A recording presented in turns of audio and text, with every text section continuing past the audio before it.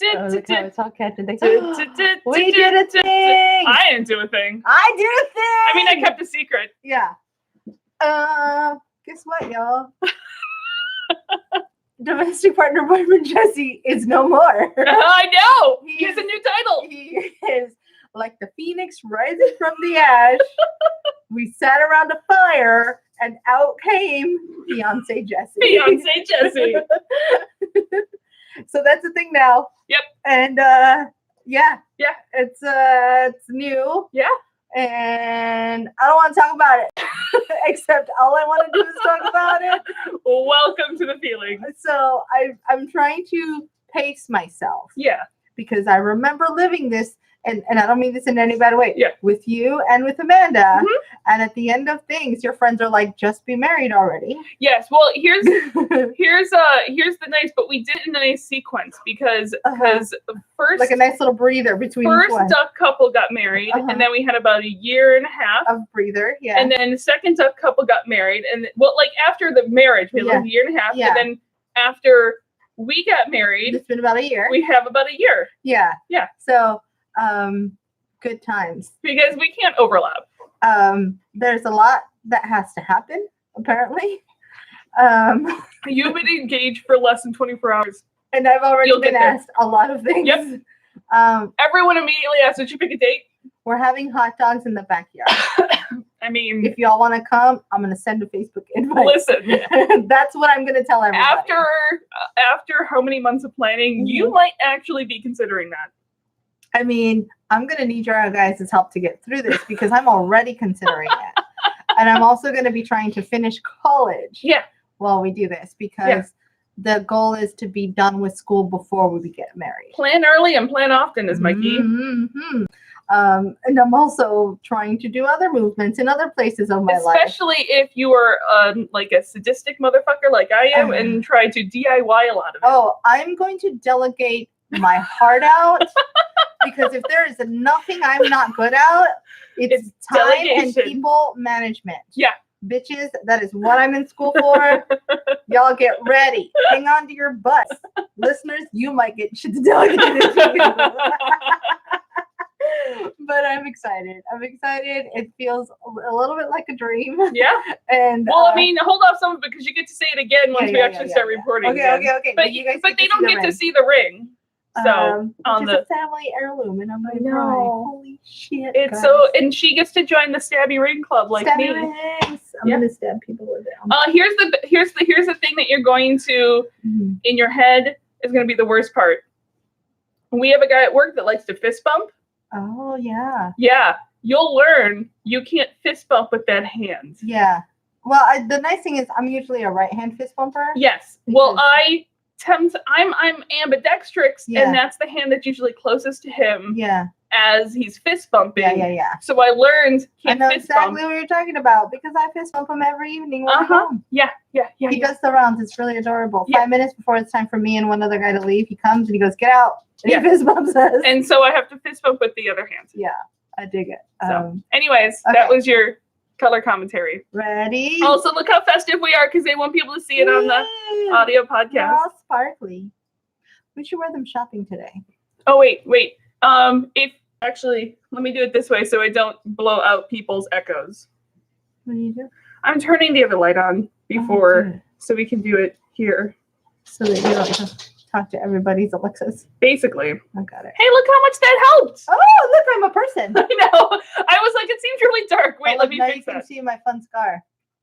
That's not a scar. It's just a mark. It will be a scar.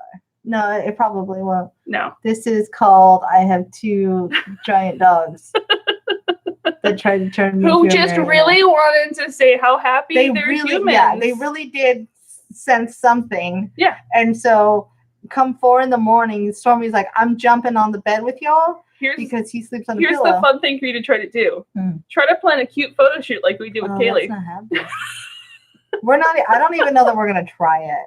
Like, because you don't know if you can get your boys to sit still at the same time. I'm gonna have to make them run. Yeah. For like 2 miles. Yeah. We'll have Kaylee join them. Yeah. We'll go for a long run. Yeah. And then we will have to quickly come home and shower because they recharge very quickly. Yes. So we'll have to figure out. Maybe we'll delegate that. Yeah, delegate it to Nick and I. Yeah, and you can take friend Summer with you, and then she can like run them in bursts. Like actually run them, because we don't. Yeah, run. And then by the time we're ready to go, they'll be nice and tired. We'll wipe them down, and then we can get a nice family photo of them. It would be the best. Yeah. I already. We'll get this started and then we'll share it. Yeah. Okay, ready? Okay. Ready? Go. Welcome to episode Terra Holidays. It's a Terra holiday. I somehow got into Mary Poppins song. It's a jolly holiday with Mary. Yeah, and I was thinking, and I was actually going with the melody of, what's the, this is off to a great start. What's the, I want hippopotamus for Christmas. I was like, Terra podcast for Christmas. I was like, it's a very Terra holiday for Christmas. That works too. Just a Terra holiday would do. I like that. I actually prefer it. I don't know. My brain just went to Mary. The end. I mean, Mary. Yeah, I like it. Nice. Very nice transition. You're the one who started it. Before we get into things, I believe there is an announcement to make. So, the headliners of the Terra podcast are Nixie and Grace, which is us. But we do have some recurring guest stars every now and then. Bartender Nick. We have Bartender Nick. We have Brother Friend Matt. Amanda. Friend Amanda. Brother Matt. Mr. Phil. Yep. And domestic partner boyfriend Jesse. Yes. So, Kaylee's very excited. Yeah. Hey. She's very excited for you. Kaylee, come on. I don't want to cut into it. No, it's fine. So, domestic partner boyfriend Jesse decided that his title was too long. It was. He was like, it's really a lot of things to say. Yep. And I was like, well, that's the accurate name for what you are. Yeah. So he decided, apparently, to change that. Yes, he did. And so as of less than 24 hours ago, I can't even say it. Like, I have to work myself to it. It's going to build to it. He is now fiance, Jesse. Woo! Look, I'm not crying. I'm not crying. So now y'all know that he has a new title. However, if you listen to our bonus cast next week, yes, we recorded that before. We recorded it hours before him. Literally hours before. So I got my fill of saying thank God, because I didn't know I wouldn't get to call him domestic partner boyfriend Jesse. I know. So that's a thing. It's a thing. And I'm very. She's a big old rock in her hands. It's a big stabby rock, and I'm joining what Nixie calls the stabby rock club. The stabby rock club. Yep. That is worth more than everything else I own in life. And it's got this, and it's me, and I love treasures. And it's an old family heirloom. Yep. So I'm convinced that it's got, like the key to Sir Francis Drake. Something. Probably. There's a code in there. There's I'm a code. Find it. Yeah, it's hidden. You have to hit the stone with the right light. Things like that. Yeah, it's gonna happen. It's gonna get out there. New title. Whew. I'm fine. Everything's fine. You're fine. Everything is fine. Fun fact, because we did, before we get into this holiday spectacular, when you listen to next week's episode, it is a tangent cast on Star Wars: The Rise of Skywalker, where we retell, as we've mentioned, retell the entire film to, at the time, domestic partner boyfriend Jesse. You guys know how Nixie's not the one who normally gets emotional. If you want to hear a Nixie get emotional a couple times in retelling Star Wars, listen to that one. Spoilers, not actually spoilers. We both love the film. Yeah, we do, really. I really tried my best to go. I did. I went in there going, I'm gonna be a critic. I'm not gonna fall for like the fan service. I'm gonna just go in there, cold-hearted steel, not gonna do it. I was the opposite. Truly enjoyed it. Truly enjoyed it. I would ain't going. I'm going to love this. Needs our help or endorsement. No, but it was fun. Yeah. It was really fun. I gave it a 7 to 10, which I think is really good. I couldn't number rank it. I couldn't. I went in knowing I was going to love it, and yeah, just if you guys didn't enjoy the film, might not be the one for you. Yeah. Because it's just love of the film. It's just us gushing and telling at the time domestic partner boyfriend Jesse about the movie, and him telling us why he would or would not have liked certain things. And me legitimately almost breaking up in tears at the end of that one scene. It was good times. But that's not why we're here today. That's not why we're here today on Christmas. We're here to deliver a special treat. It's a little after the solstice, which is normally my favorite thing to celebrate. Okay. But we're here on Christmas to bring you a very Terra holiday special. So we thought, how would we combine our love for Stargate and Christmas? Do we make a wreath out of the gate? Which actually we should do that. Yeah, we should make a wreath out of the gate. Do we give away Naquita as our gift of the Magi? Our store of Naquita? Well, it's like they're all made up, like frankincense and myrrh.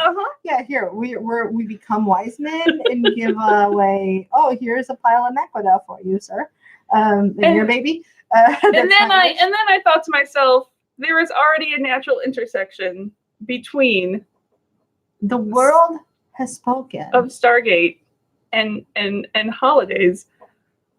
That is Michael Shanks holiday films. Michael Shanks. I know that there are ones with other Stargate members. I have seen them. We, however, just stuck with Michael Shanks. We decided that this was the year of the Shanks. Next year, we may expand out. We went real Shanksy. Except for one. We did have one other film. Because it is technically a holiday film. It was a palate cleanser, if you will. But we went full Hallmark, guys. We put on our best Lifetime movie / Hallmark brains on. Yep. And watched a couple films. Yeah. Some better than others. Some we needed a stiff drink to get through. Some that we made us feel bad. Listen, we love you, Michael Shanks. We did. Some of these are probably not high up on your IMDb. Here's the thing. I bet he wouldn't even be mad about it. He would be like, no, I'm on board. Yeah. And none of the problems were with Michael Shanks. Let's make that clear. 100% not. So do we go from worst to best? Or do we go from mediocre? Let's just get the worst out of the way. Oh, boy. Okay, ladies and gentlemen. In the year 2011. In the year 2011. A woman named Mary Tobin gathers at her former memory-filled lodge where her family used to hang out when she was little. With her fiance, who she cannot sleep in the same bed with. No, not even the same hotel room with. Right. She has to get her own room because they are not married, even though they're full-grown adults who can make these decisions for themselves. Yeah. But in this film, God has decided that they're not allowed. This film is called Christmas Lodge. Nixie's ears just fell off her head. And if you don't know, that sounds like a really weird sentence. Nixie's, God just threw your ears off of your head because I blasphemed. I was wearing, for those of you who weren't watching the video, I was wearing Minnie Mouse sparkly holiday ears on top of my headphones that like some deity somewhere knew how much I disliked this film. They got mad. And got real mad. I'm sorry, baby Jesus. I'm gonna keep rolling. Yep. Well, Nixie makes a plea for her soul. Actually, just moves the giant box of alcohol. So this film is called Christmas Lodge. It's from 2001, and I'm gonna read the anonymous post from my 2011. 2011. Sorry. It looks like it could be from 2001. It could have been 2001, and we wouldn't have known the difference. Should I just read the IMDb synopsis before we get into it? Sure. Okay. It was posted by Anonymous, so that's literally the only credit I can give. And it says, Mary Tobin has wonderful memories of family gatherings at the Christmas lodge. When she arrives for a weekend vacation, she quickly realizes that the lodge she loves has fallen into serious disrepair. With a lack of funds and a looming deadline, she not only restores the Christmas lodge's charm, but finds love along the way. No mention of the heavy-handed, ultra conservative approach to the film. So I thought this, I'll be 100% honest, I thought this was a Hallmark film. And then when the movie starts, I see it's a Thomas Kincaid film, and that should have been my first warning. That should have been our flags. Considering all that information we know, it could have been worse. It could have been. And it wasn't. And I will give credit to that too. Listen, the actors worked with what they had. They did what they could. And honestly, my biggest problems were with like makeup and costuming. And I'm like, what is going on with these people's faces? My favorite was how we knew that Michael Shanks was the bad boy because he was wearing like the like rock and roll cross on a leather necklace. It was on a leather, a leather chain as opposed to, a standard. But he was still a good boy. And he didn't kiss her. Nope. Until like they were married or something. Essentially, like they were. I can't even say dating because they were whatever. They were courting. They courted. That's the word. They courted. They courted for a year before they kissed. It was. Michael Shanks was good in the film. It was an interesting story. She is, it is the trope of like the busy working girl. Yep, city girl. The city girl and the country boy. She moved into the city and like she met a boy in the city and he was a dick or something. He was an asshole who didn't like the country, so therefore they were engaged, and then they knew their marriage wouldn't work out. Is this the one with the dog? Like, does he have a daughter and a dog? No. Okay. Doesn't he have a daughter and a dog in one of them? Yes. I thought it was this one. No. Yes. He does. One. No, it is this one. There's a couple where he has, I think there's two where he has a daughter and a dog. He's a widow. He's a widow, and because she goes hiking. Yes. And saves the dog. Like, the daughter is probably the best part of the daughter and the dog, I think, are the best parts of the film. If you guys are Gilmore Girls fans like I am, I kept waiting for her to do the thing where, remember when they make a museum out of the Twickham house? Yes. So they make a museum in the Twickham house, and it's like, in this day in history, Stars Hollow was made, and blah, blah, blah. And there's one that's very weirdly conservative. And at the end, the little girl just goes, and I love Jesus. I just kept waiting for the little girl to do that. Or anyone in this film. And so, actually, to be fair, I'm pretty sure the grandpa did that a few times in the film. But it's like, it's very non sequitur, and it's like everyone's having a conversation, and they're like, oh, we're so blessed to be here in Stars Hollow and this and that and blah, blah, blah. And thank God we made it through the winter because we're frontiers folks, even though this is Connecticut, not the Old West. And at the end, the little girl just goes, and I love Jesus in that voice. Yeah. And you're like, what?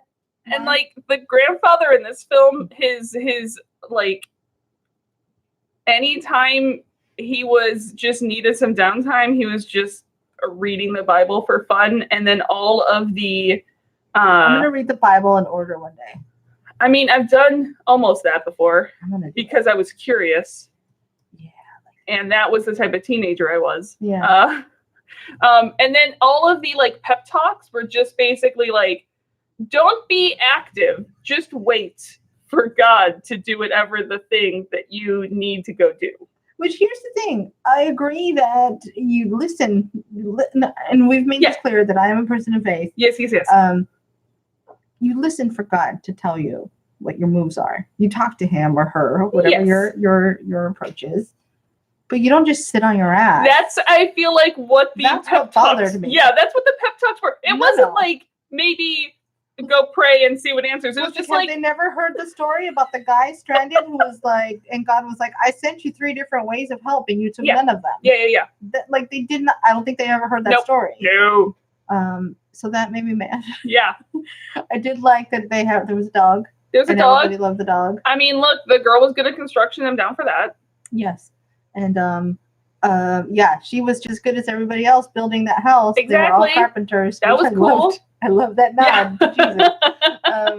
I do want them to come restore my home Uh-huh. at some point. You know, it's got that nice, happy holiday ending. We're just gonna leave that mark in there. Yeah, it's fine. There's neighbors are doing things, and There's really been unhappy about it. the neighbors have been redoing their siding, and we're in a townhome, so it's essentially like right next to Kaylee's window that she looks out of, and she's a protector dog who tries to tell us everything. Mad.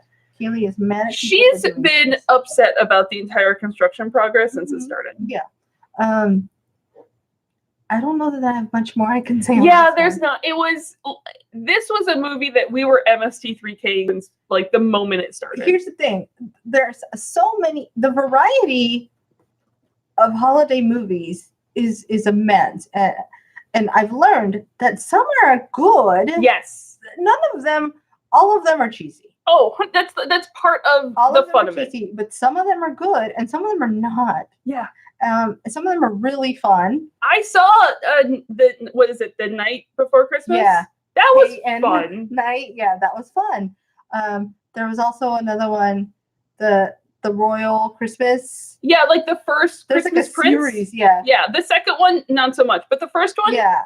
Fun times to watch while you're making cookies and wrapping presents and things. But some of them are like, y'all, nobody needs to watch this movie. I love Michael Shanks, this one's tough. I listen, yeah.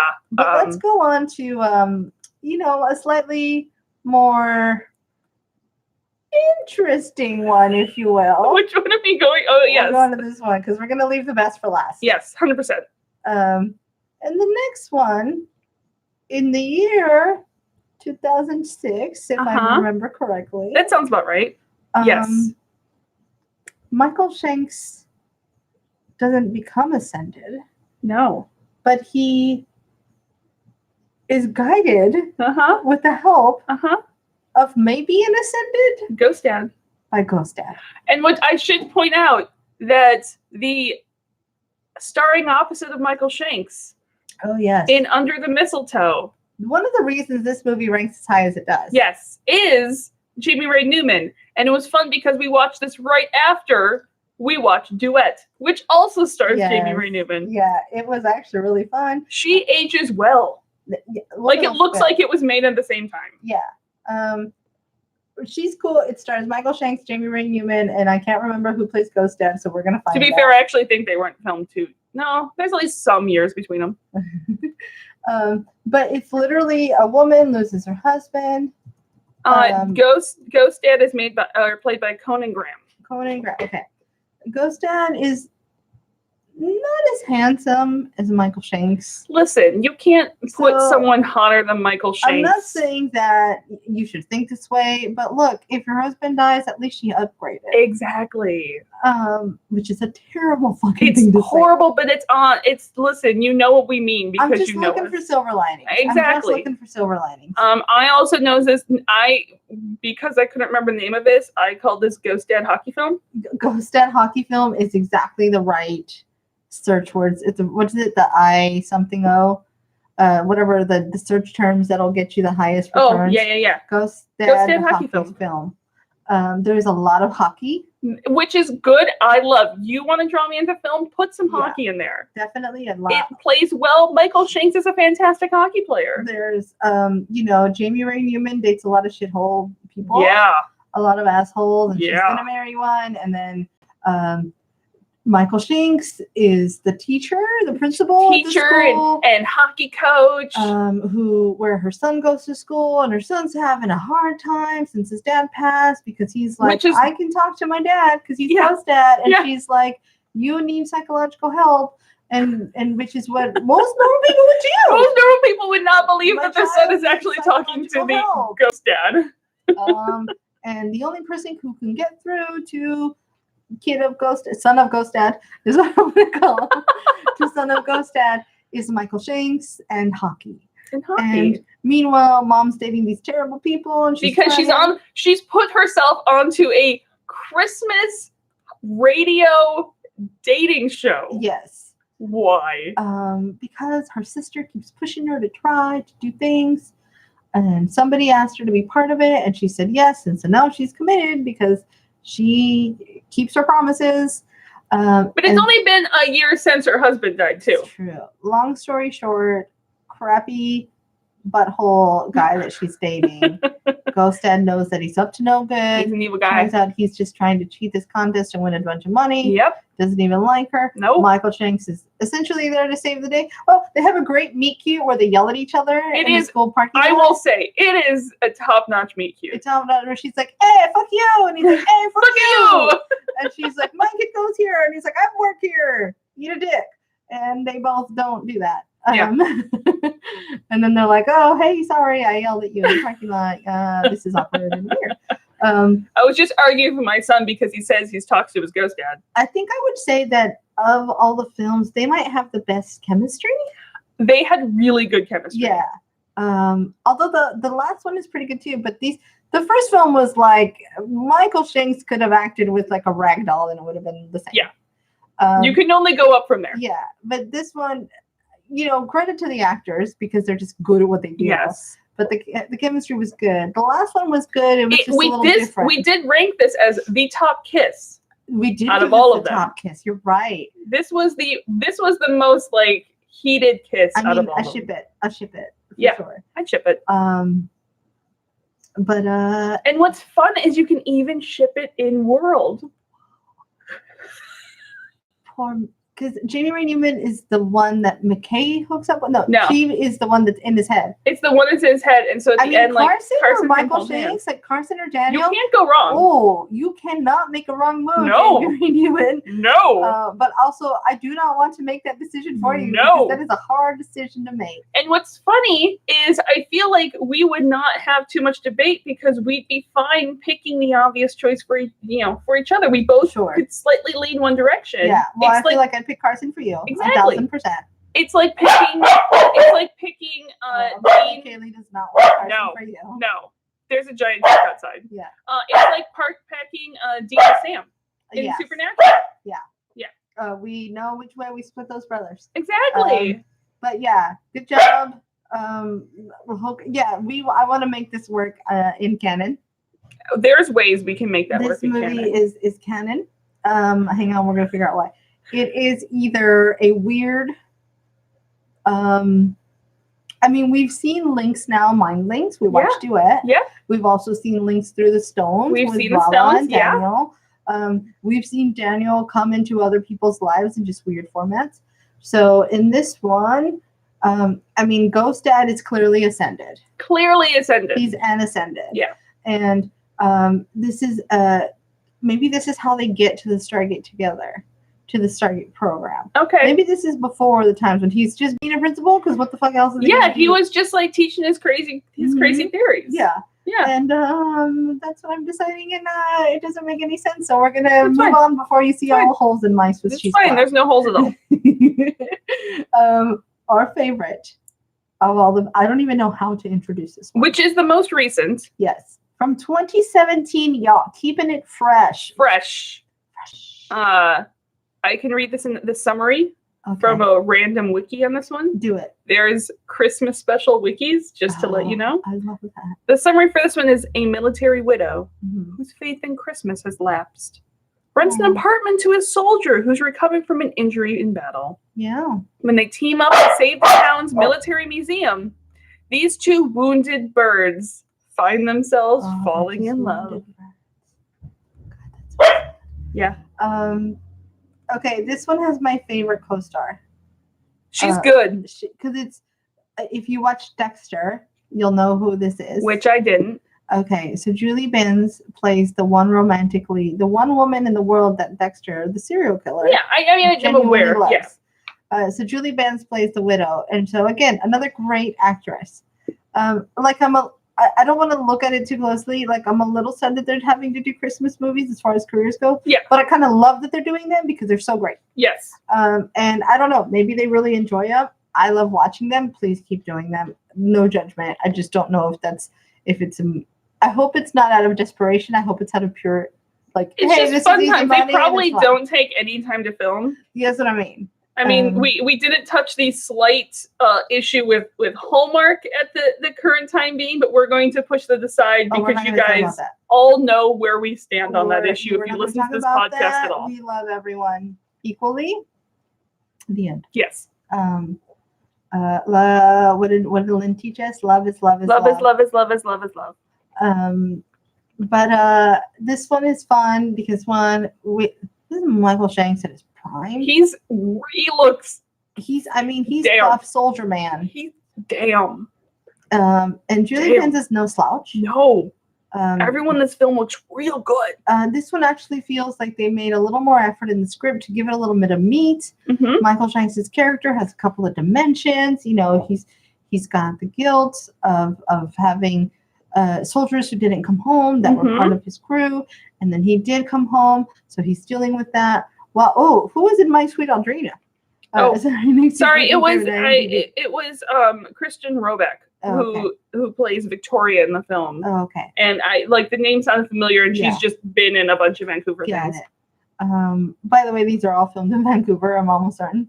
I'm pretty sure 80% of these films are filmed in Canada. Yeah. I will say that her apartment that she rents out. Damn. Yeah. It's like, how did you, I mean, I guess in wherever she is, the rent must be really apartment must be real cheap. Yeah, because that apartment should rent for twice what she rents it for. It's like, what? This is 2017. Yeah.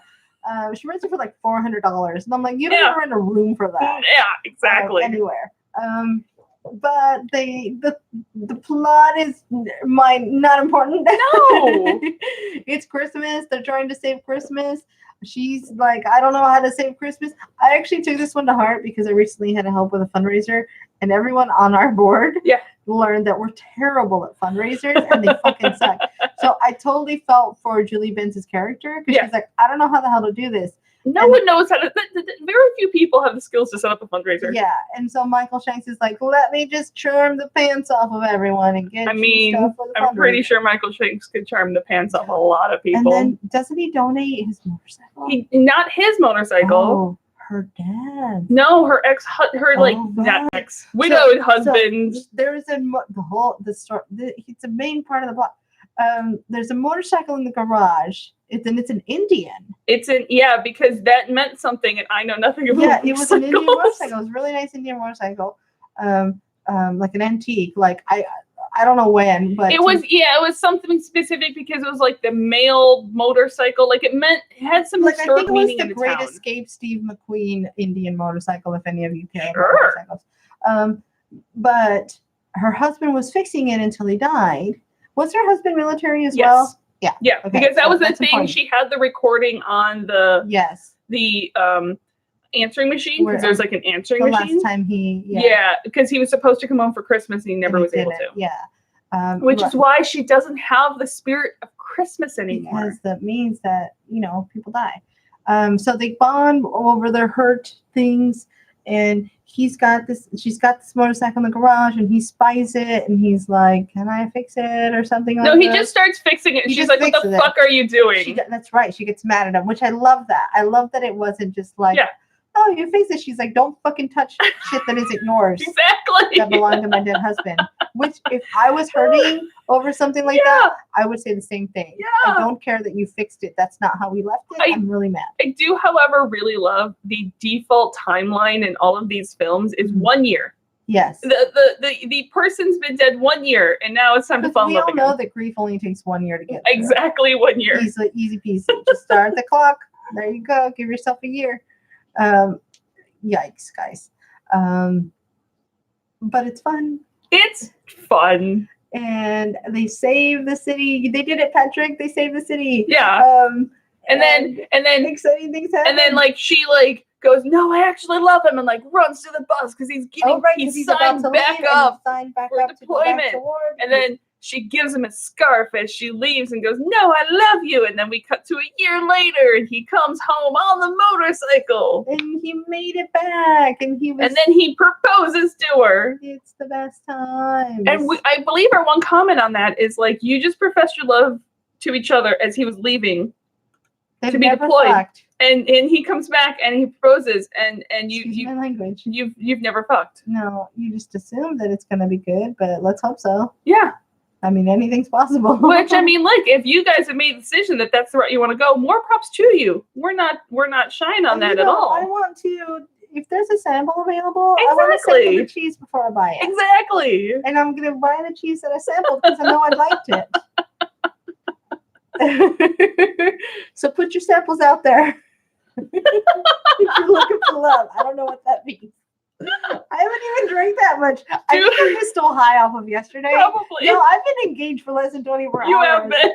I am an engaged person. You are engaged. Yeah. I am a fiance. You are a fiance. With a double E. I'm gonna get you the fiance Beyonce shirt. I don't know even what my life is. Guys, I don't want to plan a wedding.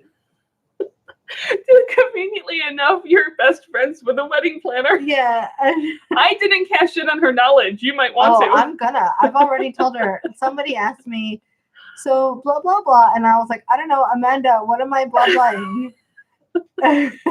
And then one of my besties back home called and she's like, okay, I've given you enough time. When's the wedding? And I was like, I'm going to direct you to Amanda. Yeah. The two of you can just tell me when the wedding is. I'm enough of an anal retentive, again, masochist person who not only did all her own DIY, but like felt like I had to plan this entire thing myself. So I kind of didn't let Amanda do it. Yeah. Let friend Amanda plan everything. Oh, I'm delegating. I've said this before. I'm going to say it again. Yeah. I'm delegating the shit out of this wedding because if there's nothing I'm not great at, it's project management. I don't know. I will admit this. I have started the OneNote. Yeah. Listen, I don't know if I tried to keep my stress level low. Mm-hmm. I don't know if my cracks showed. Yeah. Oh. But there were cracks. Oh yeah. Yeah. I'm starting a OneNote. Learn from my mistakes. We're gonna eat this whale one bite at a time. We're gonna make sure that fiance Jesse feels included. My favorite is that, again, you've been engaged for less than 24 hours and you have a OneNote started. Uh-huh. Oh, I plan this life. Mm-hmm. I plan all the things in this life. So then halfway through it, I can say, fuck it all. But here's the thing. When it's a OneNote, you have no papers that you can like upturn the... Yeah, that's true. Yeah. But here's what I do. I plan and I plan and I plan and I plan and I plan so that I get down the right path. Yeah. And then once I'm halfway through the path, it's like, well, there's no way out but out. We're going to schedule a time in about 8-9 months for you to print out all the information on your OneNote so that you can put them on the on down and then flip all the paper. And then just flip a table. Yeah, we're going to plan a time for you to print everything out just so you have something to find. I did text a friend somewhere yesterday in all caps and I wrote, call the police.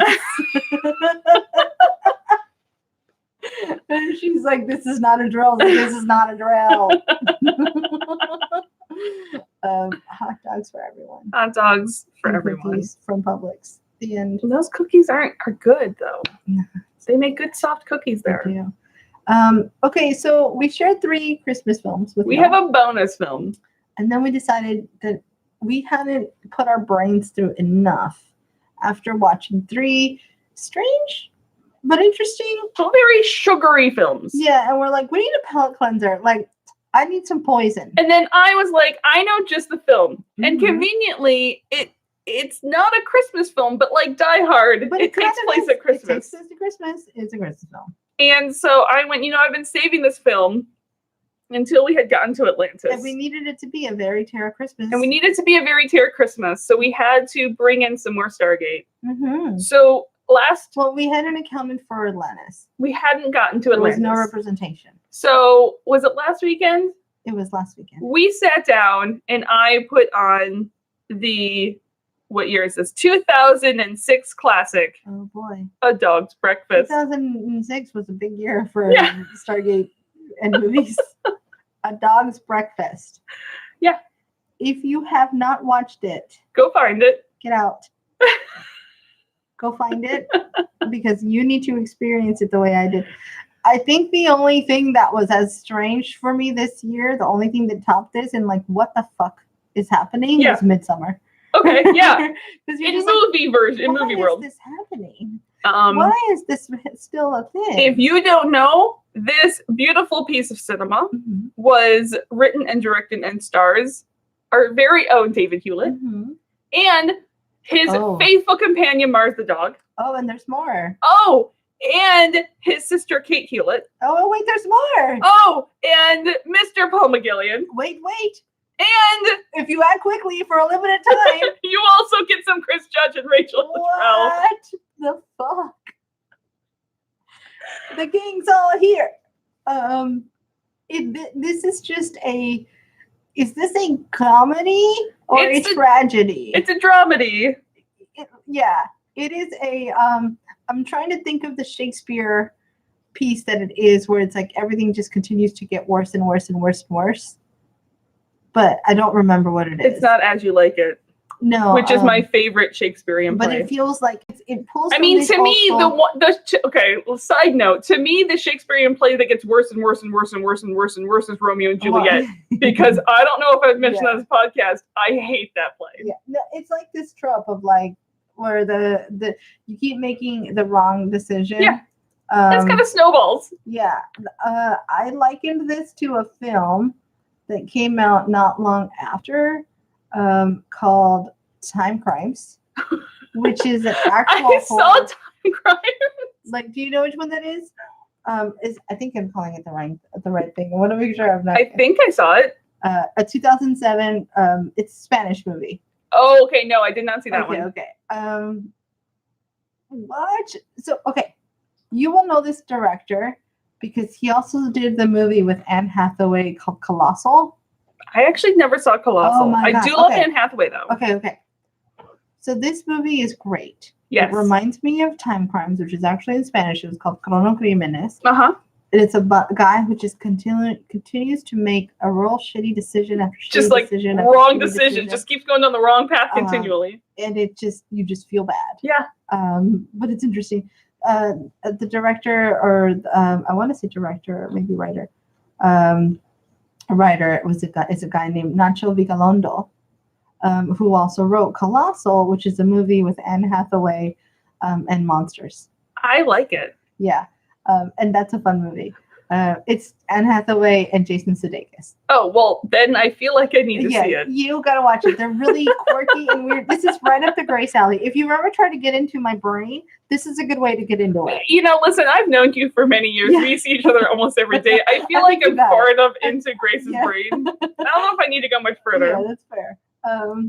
But it's just the physical comedy in A Dog's Breakfast is on point. Like, beautiful. And then Mars, I want Kate Hewlett's outfit. Yes. I would rock it. You know I'd rock it. You absolutely would rock it. Mars is goddamn adorable. The best dog in the world. The best dog in the world. Which we have to say raised a milk bone to Mars, who did pass at a very good dog age. Yeah. I don't know the exact age, but I know. But he lived a long, extremely spoiled, very lucky dog life. Long football life. That's how we do. And also go rescues. Please. Please always consider a rescue when you're on the search for a new dog. Yes. Paul McGillian's accent. Oh my God, Paul McGillian. Have I mentioned how much I love you? All the characters he plays in this film. He plays two. Well, really, it's one character playing another character. Playing a second character. It's good times, y'all. I need you to understand. Listen, if there was a daytime soap opera set in space, I would watch the shit out of that. Yeah, film. It's like there's a film within the film, or a show within the show, a star-crossed. It's like, what happens if we take always forget the name of it for no reason at all. Tim Allen show movie. Galaxy Quest. What happens if you took Galaxy Quest and made it a TV show? Yes, but mixed in but also add in Days of Our Lives. Yes, I was gonna say Days of Our Lives mixed with Galaxy Quest. Yeah, it's and that's not even the main part of the movie. No, it's the smallest part, but it's secretly probably my favorite. It's good times.